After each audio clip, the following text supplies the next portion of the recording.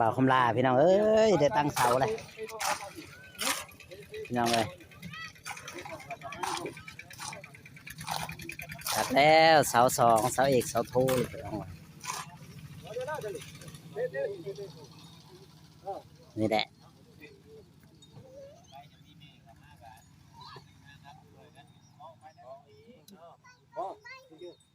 ปั้นหินมาเลย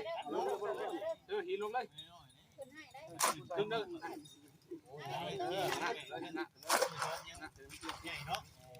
มาอีกแล้วมาอีกแล้ว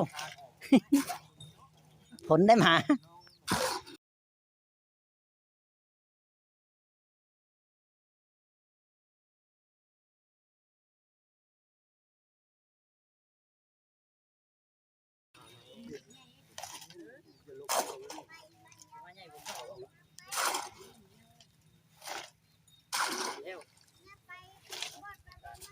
นี่แหละพี่น้องเลย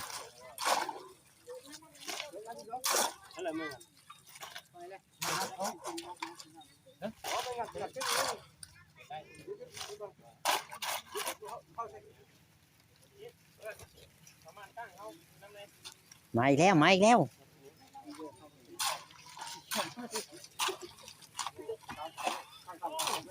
อืม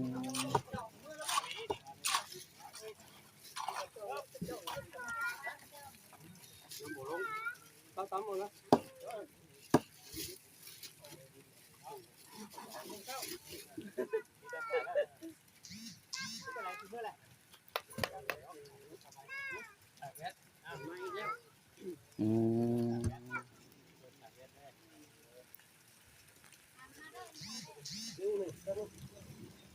นี่แหละพี่น้องเลยคือได้นาทีน้อยแท้เอากัน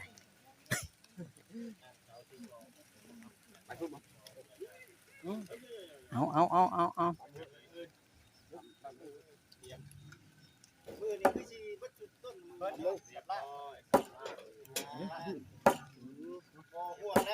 ได้สองต้นแล้วพี่น้องเลย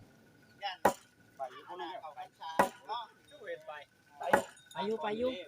ไปเท่าน้อยไปข้าวปูนไปก็ได้บ่ได้ดอกกดได้ได้บ่แข้งมันบิดซื่อเด้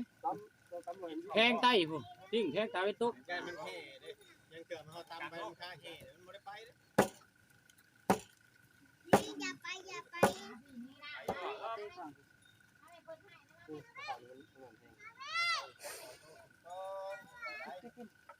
จะปีนนี่เอาเสาขึ้นกันสองเสาพี่น้องโบปีนดิเฮ้ยบุเหลือบุลายดิเฮ้ยเขาลงเลยพวกไทยมันเนาะเอามาแม่ตีหูตีตาแม่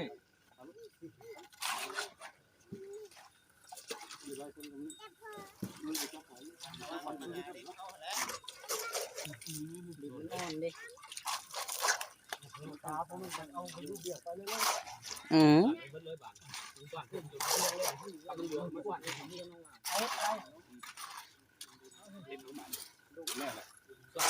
ดินมันอยากรวมเลยพี่น้องเลย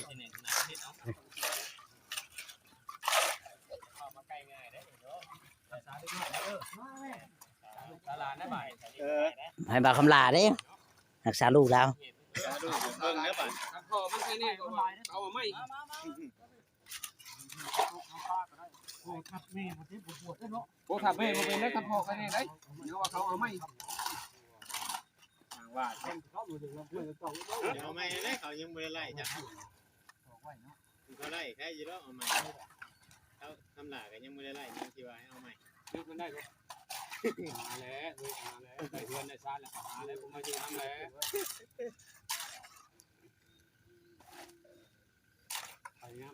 มีกวางกี่บ่ก็จะมีกวางกี่บ่บุกกูซิเอ็ดจงมันตรงนี้เนาะตรงนี้มันบุซิเอ็ดเพื่อนี่อีกว่าอีกแล้วสองคนเดี๋ยวสองตัวโยมมันหายเจ็บอย่างที่หายโดนเลยป่ะหนึ่งสองตัวเนาะไม่ใช่ได้แบบให้มันที่ที่นะใส่รถแหลมตามก่อน นี่แหละพี่น้องเอ้ยเพิ่นก็มาซอยทางเบาคำลาพี่น้องเอ้ยทางเถียงข้างๆกันเลย ลูกกับเต่าก่อนเนาะเอาล่ะ ที่ว่าสิโยมบ่ได้เอาเด้ พอได้ตั้ง คือว่ามาใช่คือ ต้นใส่นกบักกุ้ง ใช่ใช่นี่เบรกอยากเห็นใจเลยนั่นรถ เห็นว่าขึ้นก็ได้อยู่ซุ่มกินเย็นให้เนาะวันที่จะว่าน่ะ ซุ่มกินเย็น อยู่สมกินเย็น อยู่ซุ่มกินเย็น คันกินฮ้อนได้บ่แม่นเด้ กินเปียกบ่คันลาว่ะก็แน่ดีใจบ่ดีใจแห้งช่ำใด ต้องขุดลงอีกได้นี่ดีใจนะ เอ้ย อืม ร้อยบ่ดีใจแห้งร้อยเลยเนาะเอาแต่ดีใจน้ำซะพอที่นี่ก็บัดนี้ตั้งร้อยเดียว มื้อใดสิฮอดพันน่ะ คุ้มค่า มากดข้อมาจอยในมาจอยมากดข้อกันในกระบอกคำลานี่ กอดคอเรื่องใดแล้ว ไว้ กอดคอเรื่องใดเอ้า กระบอกคำลา จะกอดคอเรื่องใดเอ้า ดีใจนี่แล้ว โอ้โห ไว้ เนาะไม่อยากให้กันกอดคออย่างเดียวนะ บ่จอยจะบอกคำลาจังดิ เนาะก็ว่ากันเบิ่งได้เฮือนแล้วสิหาทางไหนมาอยู่ซอย เออ พอได้กอดกับข่อยนี่จัก เอา เอา แล้ แล้ว เสื้อหน้าก่อน ได้เราบ่ แม่น เอาเลยมันก็ต้นนึงเลย อืม อย่าเอาอีกก็ได้จากต้น ร้อยไป พอดีแล้วบ่เจ็ดต่อมานี่จังหน่อย เพิ่นสิว่าโน่นน่ะบ่ดิ ปูนไปยังพอได้ปูนกันเนาะต้นนึง ยังได้อยู่ต้นนึง ยังพอได้ กับเช้าอีกก็ได้อยู่ต้นนึง บอลลุงแก้วเลยบ่โหด แม่นเรียนกันเลยถามเลย เอาต่อไปต้นนั้นเนาะ ป้าสิได้เนาะ ป้าเดี๋ยวมันสิติ่มมาซื้อแม่นยังดอก เอ้ยจะปูนเบิดเลยบ่แห้งเด้อเนาะ เทไว้แล้วเขาต้องเทตีนไว้เด้ เฮ็ดตีนไว้บ่บ่ เพื่อมันแห้งเอาเครื่องติเครื่อง แต่บนคอยปูนบ่ แม่นเครื่องเสาและเครื่องตีนเสา อื ปูน ม เจ้ามาจากชอบเนี่ยเพิ่นจะเอาเข้ามาอีกบ่มื้อนี้ จังหวะตัวนี้ ว่าเพิ่นเอาเข้ามาแปลงไว้เพิ่นเอ้ยกูคุม ไปไว้เลยนะน่าจะเข้ามาแล้วว่าเอ้ย เอาว่าลุงแก้วว่าปูนอยู่ใกล้ปากเทพ เอาแล้ว คือเห็นบ่แซนว่า ได้แล้ว เอ้ยเวียดเนาะเอ้ยเวียดกำลังเก็บเครื่องขึ้นว่าซั่น ที่เขาว่าจังซ่าว่ะ แม่ เนาะ รอรุ่นเพราะว่าเขาแป้งเรียบร้อยเขาก็เอาลงกำลังก็ได้บ่เป็นหยัง อืม เวลาเนาะมันบ่มืดผมครับ ได้บ่เป็นหยังเลยตีนมันได้แข็งมันได้ได้อยู่ตอนนี้ได้แล้วบ่ตัวนี้ยังเลย เดี๋ยวเราจะให้เครื่องเชือกเด้ มีแต่มัดเขียงใส่บนมีคัดขี้แล้วก็ มัดเขียกแต่ลงนี่เพิ่นเป็นขีดไว้นี้ 83เซน ไว้ แม่น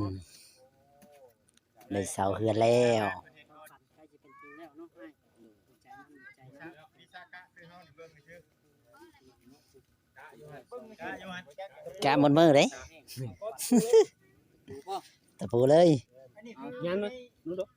ยัง ถึง ไปซื้อบ่83ไม่ได้ เดี๋ยวนี้กายโอเข้าอันนั้นที่น่ะแข้งมันนูนเนาะ เอาจำเลยตัวน่ะ จำไม่แล้วบ่ จำตะปูเลย83ได้บ่ ตุ่มตัวนั้นได้ว่าจะให้ลุงเม็ดพอทิ้ง ลงเม็ด อันนั้นพุ่น โอ้14เนาะได้ ต้อง80สิ อ่า อันนี้แห้งหลาย โอ้จัดระดับคุม ได้บ่ตัวนี้ โอ้ต้องแท่งให้ซ้ำกันเฮาจะนั่นเนาะ ปึ๊บ เอาสิไปเกินเอาเด้อบ่ได้เขาก็ต้องวัดคุณเทิงนี่แหละผู้ใส่ก็ได้ แท่นมันสิเป็นชาวชาวยาวชาวเพิ่นเฮ็ดมา นี่ได้แป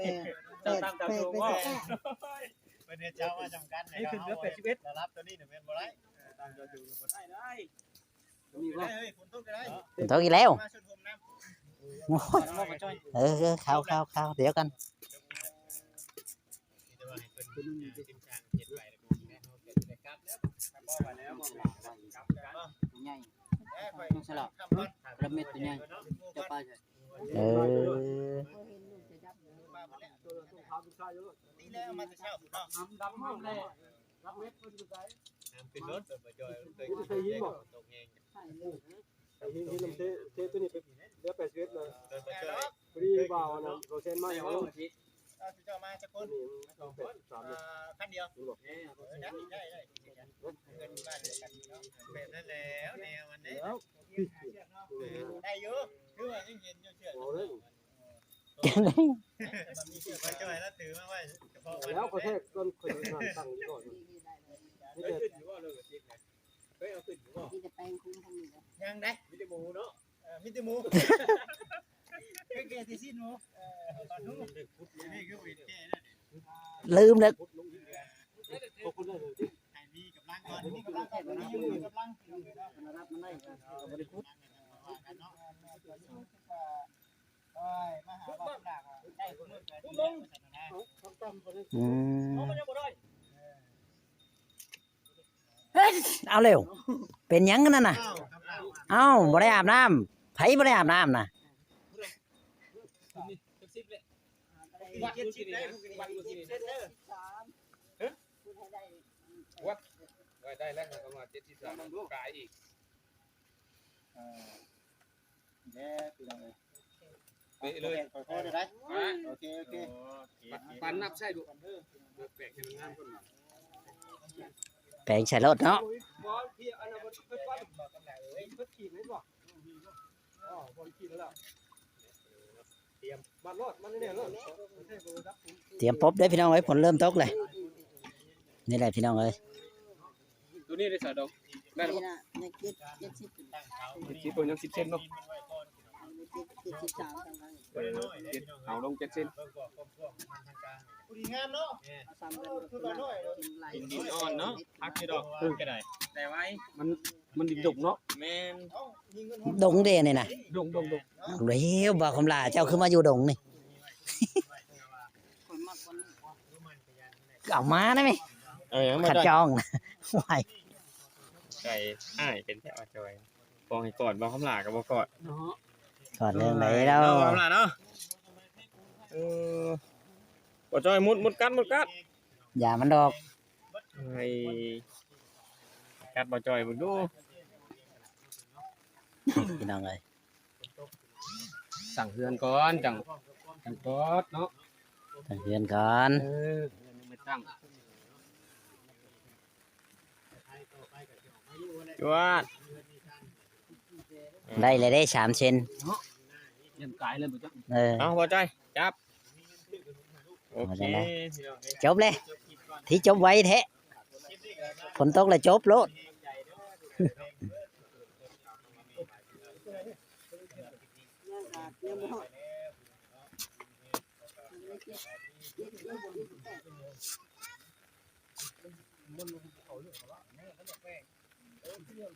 นี่แหละพี่น้องเอ้ยอืม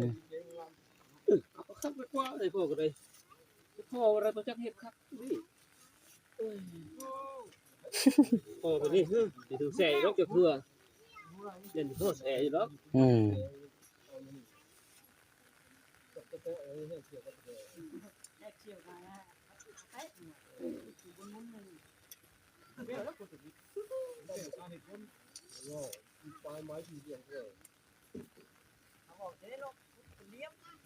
บัดขุดเป็นมนต์เลยเป็นกลมอืมพี่น้อง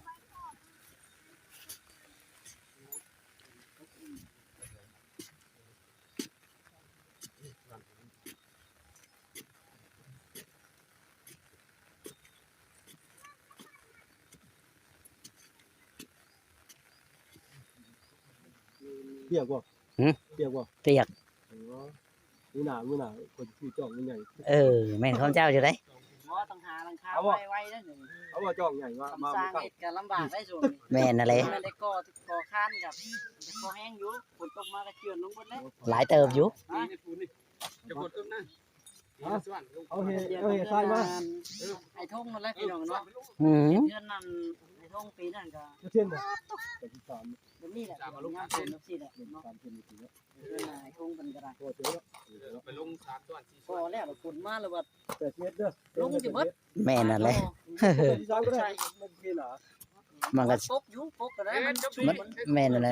มันบ่อยู่เด้เนาะ ปูนกับน้ำ อืม แห้งเร็วไปแล้ว เละตุ้มไป เด้อเอาเสียยีน้ำเด้อบ่พอเด้อ นี่แหละพี่น้องเอ้ย เอายิ้มใส่ เออมาอีกแล้วบ่นี่ว้าย